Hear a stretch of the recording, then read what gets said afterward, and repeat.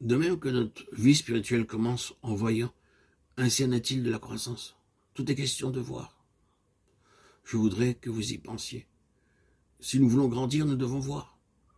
Qu'est-ce que la croissance spirituelle? Répondez prudemment dans votre cœur. Je pense que pour certaines personnes, c'est de connaître plus de vérité.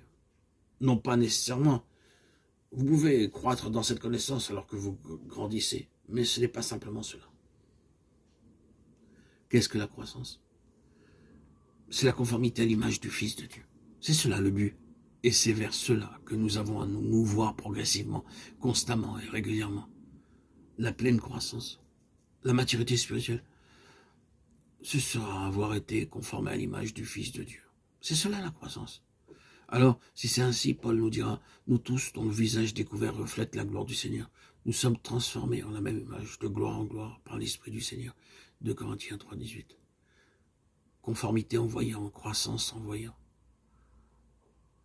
Ceci contient un principe très précieux et profond.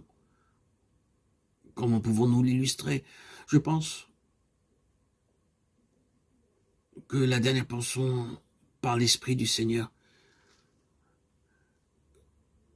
peut être utilisée pour être illustrée, pour nous venir en aide.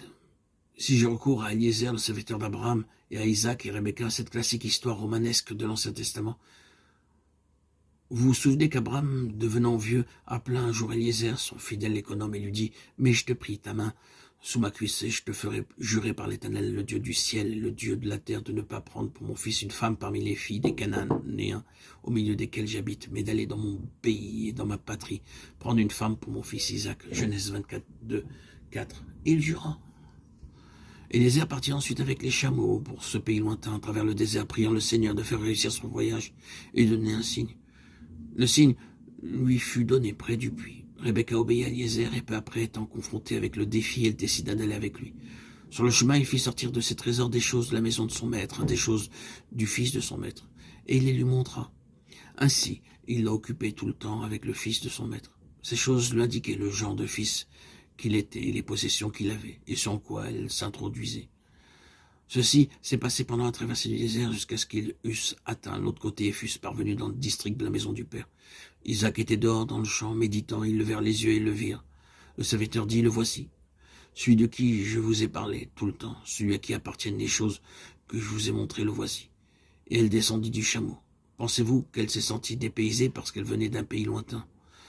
Je crois que l'effet qu'a eu le ministère d'Eliezer, c'est de faire qu'elle se sente chez elle et qu'elle connaisse l'homme avec qui elle allait se marier. Elle ne s'est pas du tout trouvée étrangère ni angoissée. Nous pourrions dire qu'ils se sont simplement unis. C'est la fin d'un processus. Par l'Esprit du Seigneur, le Seigneur Jésus a dit, quand le Consolateur sera venu, l'Esprit de vérité, il vous conduira dans toute la vérité. Car il n'en parlera pas de lui-même, mais il dira tout ce qu'il aura entendu, et vous annoncera les choses à venir. Il me glorifiera parce qu'il prendra de ce qui est à moi, et vous l'annoncera. Jean 16, 13, 14. L'Esprit, le fidèle serviteur de la maison du Père, a traversé le désert pour trouver l'épouse pour le fils de sa propre parentèle. Oui, il y a eu lieu d'être surpris ici. Ainsi donc, puisque les enfants participent au sang et à la chair, il a également participé lui-même, Hébreux 2, 14. Car celui qui sanctifie et ceux qui sont sanctifiés sont tous issus d'un seul, Hébreux 2, 11. L'Esprit est venu obtenir maintenant cette épouse qui soit une avec lui, de sa chair et de ses os.